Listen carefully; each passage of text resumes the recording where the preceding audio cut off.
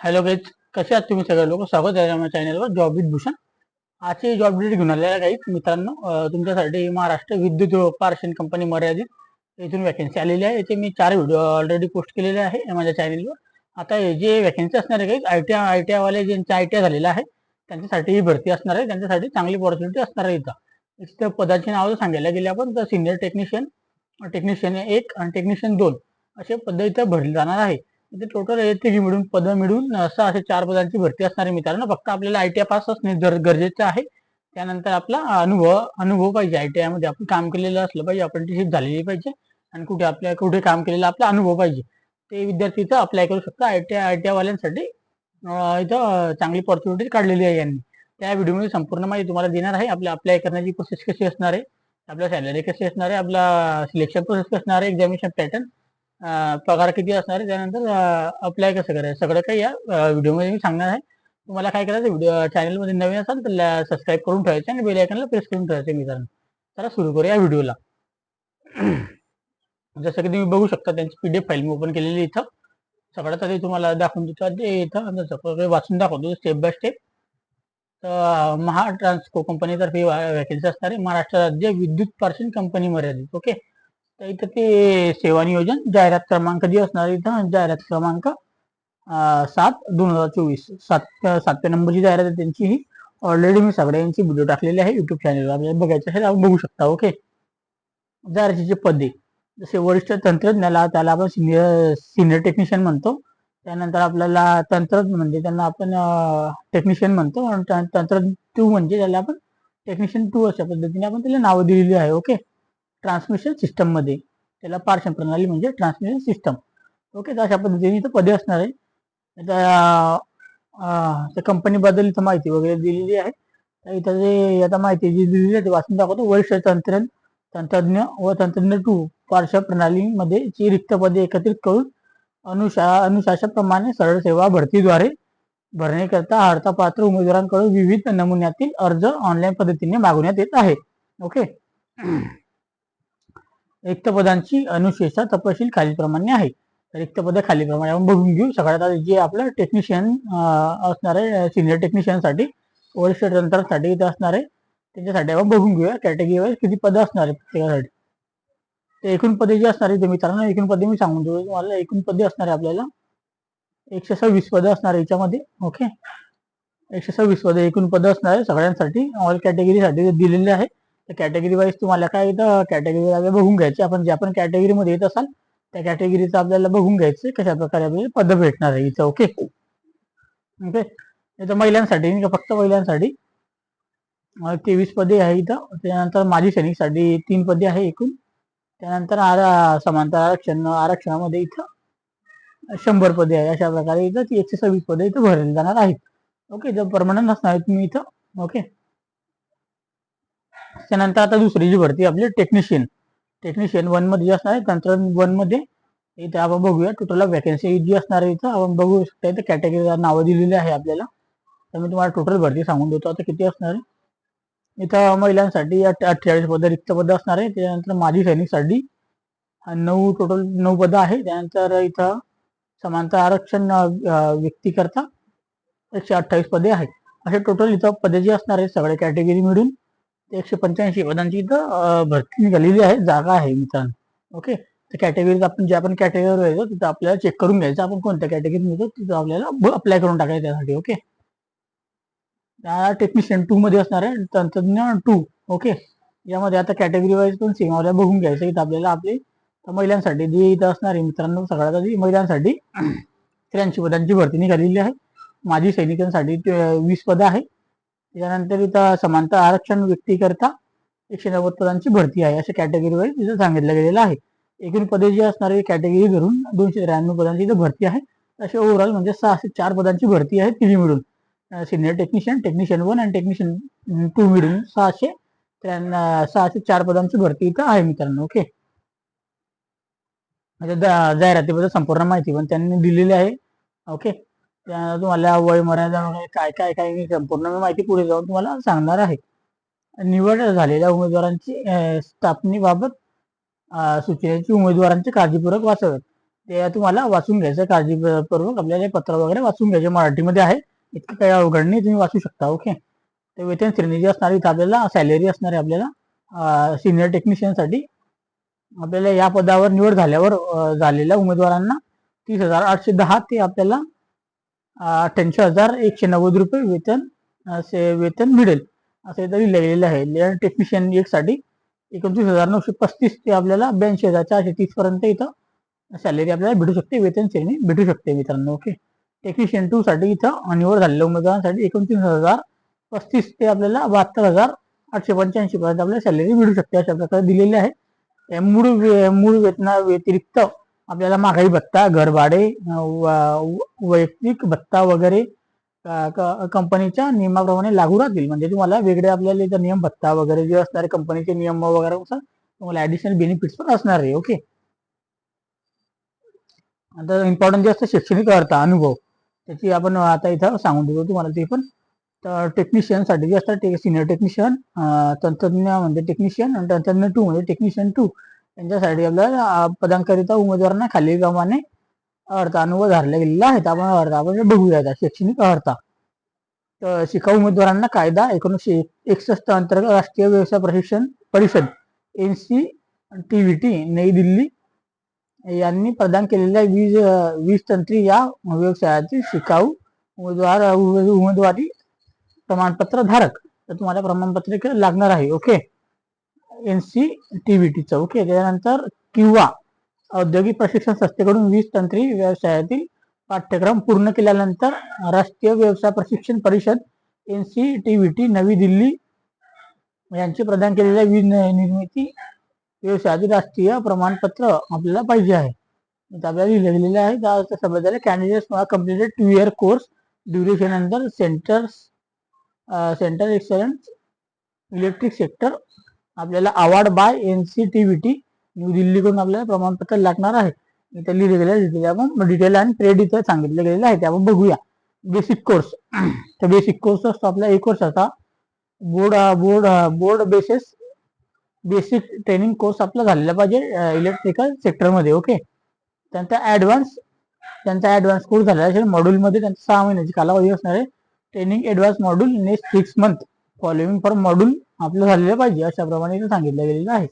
त्यानंतर अपेंडिशिप ट्रेनिंग, तशी 6 महिन्याची अपेंडिशिप झालेली असेल आपली, 6 महिने अपेंडिशिप ट्रेड विथ आपली झालेली असेल न्यू दिल्लीकडून, तशी पण आपण अप्लाय करू शकतो. म्हणजे आपल्याला 3 पद्धती सांगितल्या गेलेल्या आहेत. अनुभव तुम्हाला मराठीमध्ये पण सांगून देतो एकदा. अनुभव आता इथं पदाचे नाव आणि अनुभव. तर सिनियर टेक्निशियन साठी अनुभव जो असणार इथं एक्सपिरियन्स जो असणार आपला एकूण 6 वर्षांचा विद्युत पारेषण क्षेत्रातील आपल्याला अनुभव पाहिजे 6 वर्षाचा. त्यानंतर टेक्निशियन 1 साठी एकूण 4 वर्षाचा विद्युत पारेषण क्षेत्रातील अनुभव पाहिजे आपल्याला 4 वर्षाचा. त्यानंतर टेक्निशियन 2 साठी एकूण 2 वर्षाचा विद्युत पारेषण क्षेत्रातील अनुभव आपल्याला पाहिजे इथं. अशा प्रकारे तुम्हाला अनुभव इथं सांगितलं गेलेला आहे. ज्यांच्याकडे अनुभव असेल, त्यांनी कधी काम केलेलं असेल विद्युत मध्ये, अप्लाय करू शकता. अनुभव हा उमेदवारांनी संबंधित पदासाठी विविध केलेल्या शैक्षणिक अर्हता धारकांच्या केल्यानंतर प्राप्त केलेला असावा. ओके. त्याच्यानंतरचा असावा आहे आपला अनुभव. ओके. त्याच्यानंतर इथं लिहिले गेलेले उच्च श्रेणी वगैरे पातळीबद्दल इथे लिहिले गेलेले आहे, ते वाचू शकता. तर खाजगी कटांतरदार मालक यांनी जारी केलेल्या अनुभव प्रमाणपत्राबद्दल अनुभव विद्युत क्षेत्र तसेच विद्युत पारेषण क्षेत्राचे अनुभव म्हणून ग्राह्य धरण्यात येणार नाही. ते खाजगी मधून तुम्ही कधी केलेलं असेल अपेंडिशिप वगैरे, ते ग्राह्य धरल्या येणार नाही, अशा बद्दल इथे सांगताय. तुम्ही इथं वाचू शकता, संपूर्ण माहिती दिलेली आहे त्यांनी. ओके. बाहेरील उमेदवारांना महापारेषण कर्मचाऱ्या व्यतिरिक्त सक्षमता ही त्यांची एकूण वेतन कामाच्या जबाबदारीच्या अनुषंगाने ठरवलं जाईल. तर ज्यांनी बाहेरून केलेले आहे विद्युत महापारेषणच्या बाहेरून त्यांचा अनुभव असेल, त्यांच्या अनुभवासाठी सांगत आहे. अशा प्रकारे त्यांनी जाहिरात प्रसिद्ध केलेली आहे. ओके. ते तुम्ही वाचू शकता. आता वयोमर्यादा जे असणार आपली दिनांक 31/7/2024 रोजी उमेदवारांना किमान 18 वर्ष झालेले पाहिजे. त्यानंतर 38 वर्ष मिनिमम आपलं वय आपलं पाहिजे. त्या वयोमर्यादेनुसार आपण इथे HEC पास झालेले पाहिजे, प्रमाणपत्र नोंदवलेले असले पाहिजे. जन्म तारीख वगैरे आपल्या ग्राह्य धरण्यात येईल ACC मधून. ओके. 10वीच्या याच्यातून. शासनाच्या नियमाप्रमाणे सर्व मागासवर्गीय व सामाजिक शैक्षणिक मागासवर्ग आर्थिकदृष्ट्या दुर्बल घटकांतील उमेदवारांना 5 वर्षाची इथं सूट मिळणार आहे. म्हणजे जे SC ST जे कॅटेगरीमध्ये येतात मागासवर्गीयामध्ये त्यांना इथं सूट भेटणार आहे 5 वर्षाची. ओके. माजी सैनिक मध्ये जे येत असाल त्यांना 3 वर्षाची सूट असणार आहे. त्यानंतर जे खेळाडू उमेदवार असतील स्पोर्ट कोटामध्ये त्यांना 43 वर्षापर्यंत तुम्ही अप्लाय करू शकता. दिव्यांग कॅटेगरीमध्ये जे पण येतात त्यांना 45 वर्षापर्यंत तुम्ही अप्लाय करू शकता मित्रांनो. प्रकल्पग्रस्त कधी आपण असाल तर त्यांना 45 वर्षापर्यंत आपण इथं अप्लाय करू शकतात. महापारेषण कंपनीमध्ये पात्र कर्मचाऱ्यांसाठी 57 वर्षापर्यंत तुम्ही अप्लाय करू शकता. अशा पद्धतीने लिहिले गेलेले आहे. इथे आरक्षणाबद्दल लिहिले गेलेले आहे. सामाजिक आरक्षण लाभ घेण्याकरिता खालील अटी शर्ती असतील. तर अटी व शर्ती आपल्याला इथं बघून घ्यायच्या काय अटी व शर्ती त्यांच्या आरक्षणासाठी. ओके. इथे दिले गेलेले आहे. जात प्रमाणपत्र वगैरे आपल्याला लागणार आहे त्याचं सगळे इथे दिलेले आहे. तुम्हाला मी सांगून देतो एकदम. सामाजिक आरक्षण तसे वयाच्या परीक्षा शुल्काच्या लाभासाठी फक्त महाराष्ट्र शासनाच्या समक्ष प्रदाबी म्हणजे महाराष्ट्रामधलेच पाहिजे जारी केलेले जात प्रमाणपत्र जात वैधता प्रमाणपत्र महाराष्ट्र राज्य अधिवास प्रमाणपत्र ग्राह्य धरण्यात येईल. तर आपल्याला इथं कास्ट सर्टिफिकेट लागणार आहे. इथं लिहिलेलं आहे आपल्या कॅटेगरी मधून कधी फॉर्म भरत असाल तर इथं सगळ्या कॅटेगरी बद्दल इथं सांगितलं गेलेलं आहे. SC BC बद्दल आहे. ओके. तर तुम्ही वाचू शकता. त्यानंतर इथं खाली लिहिले समांतर आरक्षण लाभ घेण्याकरता खाली अटी असते. महिलांसाठी आरक्षण कसं असणार आहे इथं अटी वगैरे दिलेल्या आहेत. तुम्ही इथे पण वाचू शकता. ओके. माजी सैनिकांसाठी अटी आहे त्यांना सर्टिफिकेशन लागणार आहे इथं पण. ओके. प्रकल्प सर्टिफिकेट असतं त्यांच्याकडे असेल ते पण इथं अप्लाय करू शकता. त्यांच्यासाठी इथं माहिती दिलेली त्यांनी संपूर्ण. त्यानंतर इथं खेळाडूंसाठी दिलेली स्पोर्टमध्ये जी पण येतात त्यांच्यासाठी इथं माहिती दिलेली ती वाचून घ्यायची. दिव्यांग पर्सनसाठी सर्टिफिकेट लागणार आहे त्याची इथं माहिती दिलेली आहे. ओके. ते पण तुम्ही इथं वाचू शकता. अशा प्रकारे सगळ्यांची माहिती त्यांनी दिलेली आहे.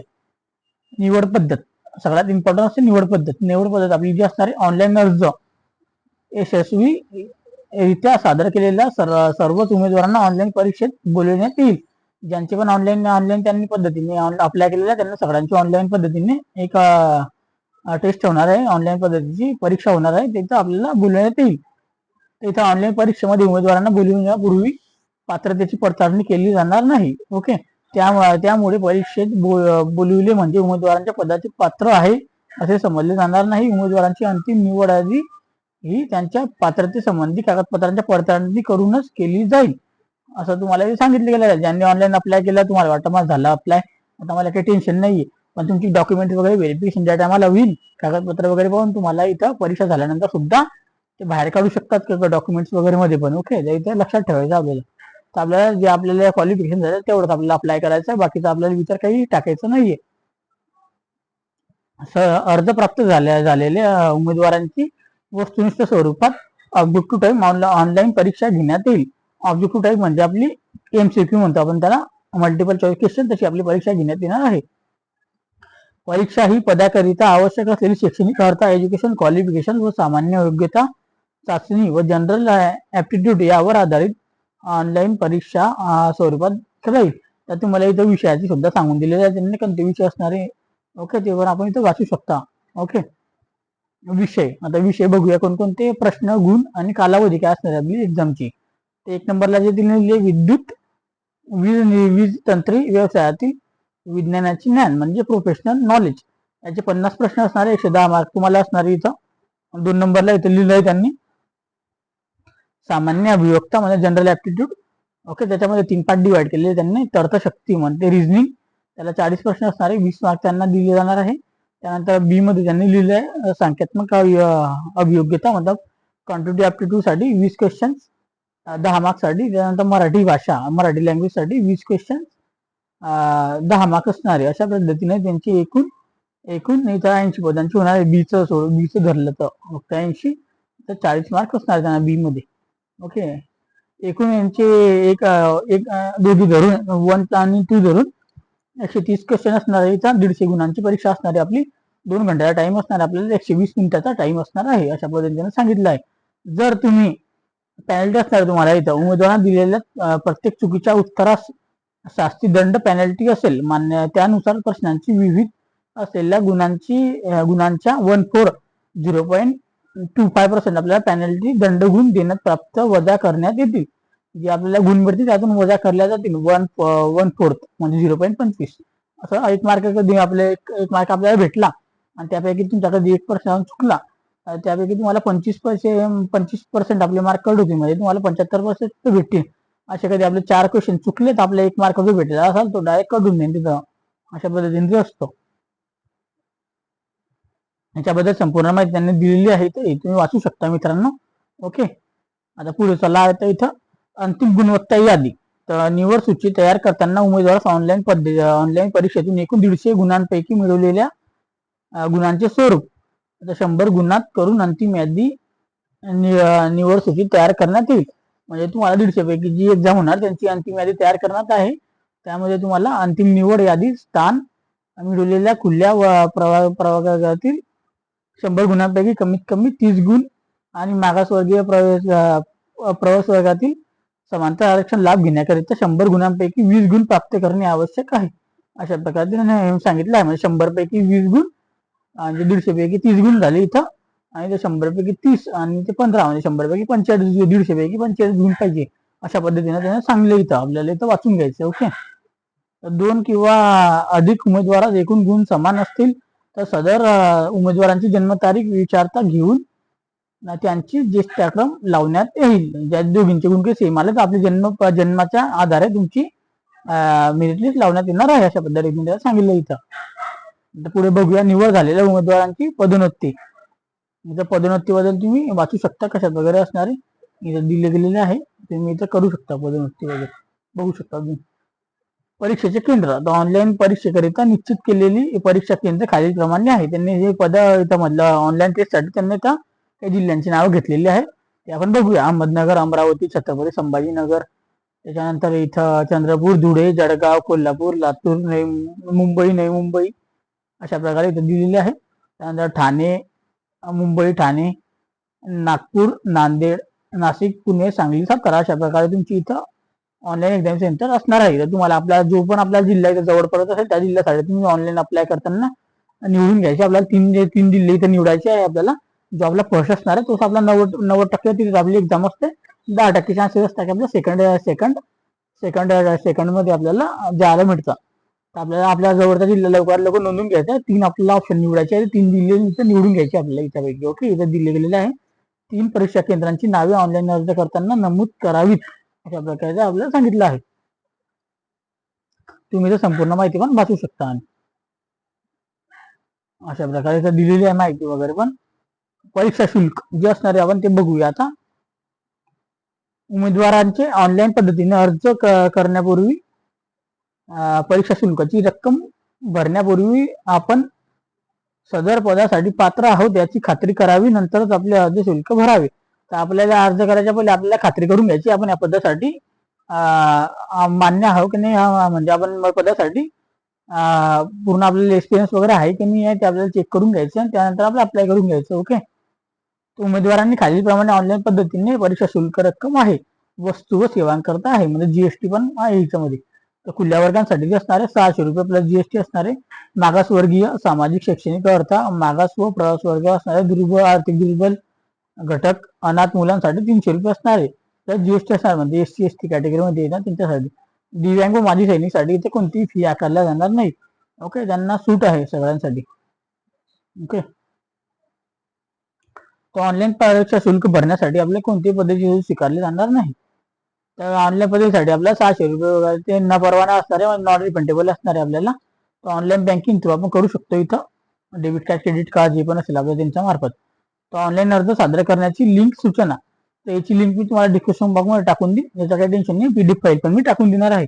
मला इथं PDF फाईल वाचून घ्यायची एकदा आपल्या पद्धतीने आणि त्यानंतर आपल्याला अप्लाय पण करून घ्यायचं आहे. तिथं मी लिंक पण तुम्हाला टाकून देणार आहे. ओके, ऑनलाईन परीक्षेकरता हजर राहण्यासंबंधीची सूचना. इथं म्हणजे आली परीक्षा जी असते आपल्या ऑनलाईन सेंटरला, इथं आपल्याला कमीत कमी परीक्षेची उपस्थिती राहण्याचे फक्त महापारेषण कंपनी जारी केलेले वैध प्रमाणपत्र कॉल लेटर ग्राह्य धरल्या जाईल. सोबत आणावे लागेल आपलं कॉल लेटर.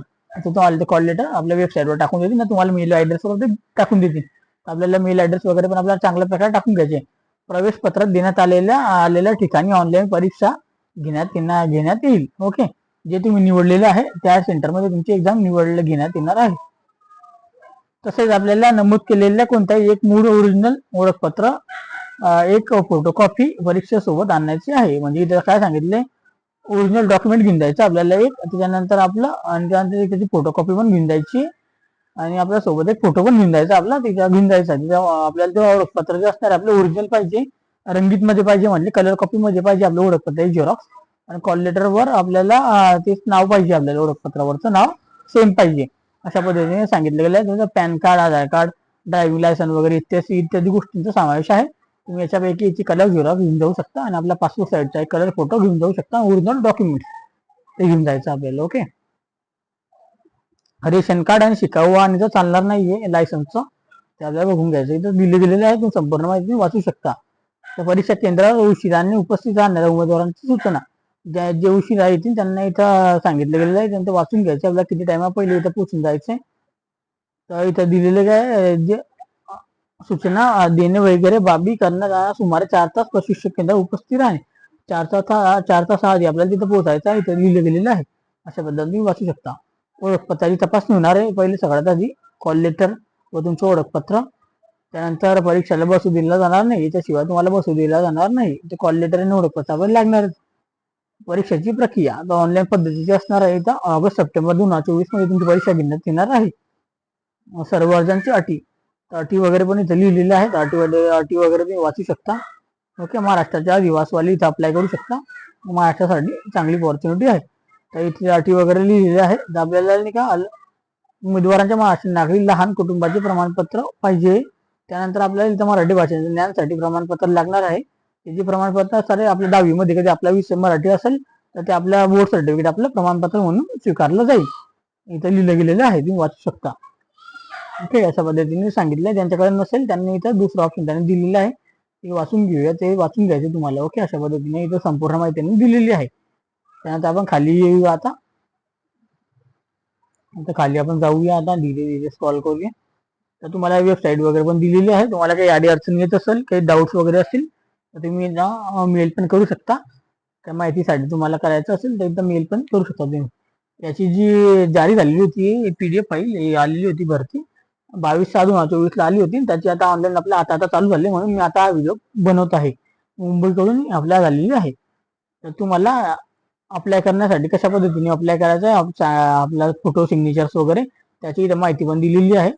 सिग्नेचर बद्दल, थंब बद्दल, ऑनलाईन अप्लाय कशा पद्धतीने करायचं, साईज काय असणार आहे, सगळं स्कॅनिंग कशी करायची, किती स्कॅनिंग पाहिजे, किती KB मध्ये पाहिजे, अपलोडिंग कसं करायचं, सगळी माहिती टोटल यांनी इथे दिलेली आहे. तुम्ही वाचू शकता. नाही तर मी नेक्स्ट व्हिडिओ तुम्हाला बनवून दाखवणार आहे कशा पद्धतीने अप्लाय करायचं. तुम्हाला चॅनलला सबस्क्राईब करून ठेवायचं आणि बेल आयकॉन प्रेस करून ठेवायचं मित्रांनो. दिव्यांगांसाठी यांनी तर काही अटी वगैरे लावलेल्या आहेत, ते बघू शकता तुम्ही. ओके. ते इथं वाचून घ्यायचं आपल्याला हे पण. त्याच्यानंतर आता खाली डिक्लेरेशन वगैरे वाचून घ्यायचे आपल्या. डिक्लेरेशनसाठी तुम्हाला डिक्लेरेशन दाखवतोय, त्याची कॉपी तुम्हाला काढून घ्यायची. ते डिक्लेरेशन तुमचं हे असणार आहे. हे डिक्लेरेशन तुम्हाला संपूर्ण भरून घ्यायची, याची झेरॉक्स कॉपी मारून घ्यायची, ऑनलाईन प्रिंट, आपलं नाव वगैरे टाकून, संपूर्ण ऍड्रेस पत्ता का जे असेल ते इथं टाकून आपल्याला आपलं शिक्षण वगैरे टाकून घ्यायचं. त्यानंतर भरून इथं आपल्याला साईन वगैरे करायची आपली. त्यानंतर फोटो लावून द्यायचा आहे, आपला मोबाईल नंबर, पोस्टल ऍड्रेस टाकून द्यायचा आहे इथं. ओके. हे बाकीचं इकडचं ते भरून घेणार आहे. ओके. तर सर्टिफिकेशन आपल्याला फिजिकल इन्फॉर्मेशन सर्टिफिकेट मध्ये भरायचं आपल्याला. पण याची पण आपल्याला झेरॉक्स कॉपी मारायची, नाव टाकायचं, आपला जिल्हा टाकून घ्यायचं, सगळं काही भरून घ्यायचं वाचून, आपली साईन मारून द्यायची, प्लेस आपलं डेट, ज्या दिवशी तुम्ही भरत असतात तो डेट टाकून द्यायची. अशा पद्धतीने आपल्याला भरायचं आहे. त्यानंतर तुम्हाला मंडल न्याय करता रिक्त पदांची गोशरवारा, म्हणजे तुम्हाला जिल्ह्यांची नावं दिलेली आहे, कोणत्या जिल्ह्यात किती वॅकन्सी आहे, अशा प्रकारे तुम्हाला इथं वाचून घ्यायची. संपूर्ण PDF दिलेली आहे, कोणत्या पदांसाठी किती जातं, कोणत्या जिल्ह्याला, जिल्ह्यावाईज आपल्याला वाचायचं असेल आपल्या जिल्ह्याचं तर तुम्ही वाचू शकता. इथं अमरावती लिहिलेलं आहे, जसं अमरावती येतं. इथं मुंबई जे अकोल्यासाठी दिलेलं होतं. ओके. त्यानंतर इथं आता अमरावतीसाठी परत अकोला, त्यानंतर अमरावती, सगळे वेगळे वेगळे पदांसाठी दिले गेलेले आहे. तर तुम्ही अशा पद्धतीने PDF फाईल आपल्या जिल्ह्यामध्ये वाचून घ्यायची. सिनियर टेक्निशियन 1 आणि टेक्निशियन 2 साठी. तर आपल्या जिल्ह्यानुसार किती वॅकन्सी आहे ते आपल्याला बघून घ्यायची आहे. त्या जिल्ह्यात आपल्याला अप्लाय करून घ्यायचं इथं. ओके. काही संपूर्ण माहिती मी तुम्हाला इथे सांगितली आहे. याच्या व्यतिरिक्त तुम्हाला काही डाऊट पण असेल तर तुम्ही बघू शकता. इथं मोठी PDF आहे, इथं एकूण 55 PDF आहे इथं. अशा प्रकारे तुम्ही वाचून घ्या. आपल्या जिल्ह्यामध्ये किती वॅकन्सी आहे ते बघून घेऊया आणि अप्लाय करून टाकायचं आपल्याला. ह्याच्या व्यतिरिक्त पण तुम्हाला डाऊट असेल तुम्ही मला कमेंट बॉक्समध्ये कमेंट करू शकता. ओके. आणि तुम्हाला हा व्हिडिओ कधी आवडला असेल तर लाईक जरूर करून ठेवा असे व्हिडिओ बघण्यासाठी, कारण की खूप मेहनत लागते आपल्याला एक व्हिडिओ बनवण्यासाठी. तर मोटिवेशनसाठी तुम्ही लाईक करून ठेवा प्लीज. आणि आपल्या दोन मित्रांसोबत शेअर करू शकता, त्यांचा ITI वगैरे झालेला असेल, त्यांचा अनुभव असेल, त्यांना शेअर करा. आणि चॅनलवर नवीन असाल तर सबस्क्राईब करा आणि बेल आयकॉन प्रेस करून ठेवा. त्याच्यानंतरचा व्हिडिओ आपला फॉर्म फिलअपचा व्हिडिओ असणार आहे, तर आपल्याला सबस्क्राईब करून ठेवायचं आणि बेल आयकॉन प्रेस करून ठेवायचे. याच्या अजून 3 वॅकन्सी आलेल्या ITI साठी, त्यांची व्हिडिओ मी आता स्टेप बाय स्टेप बनवणार आहे. तुम्ही सबस्क्राईब करून ठेवा आणि बेल आयकॉन प्रेस करू शकता मित्रांनो. ओके. बाकीच्या त्यांचे व्हिडिओ बनवले मी त्यांचे, तुम्हाला आय बटन मध्ये त्यांची नोटिफिकेशन तुम्हाला मी देऊन देणार, तुम्ही क्लिक करून तिथं बघू शकता. असे व्हिडिओ बघण्यासाठी गाईज आपण भेटूया नेक्स्ट व्हिडिओमध्ये. तोपर्यंत जय हिंद, जय भारत गाईज, जय महाराष्ट्र गाईज. थँक्यू गाईज मित्रांनो.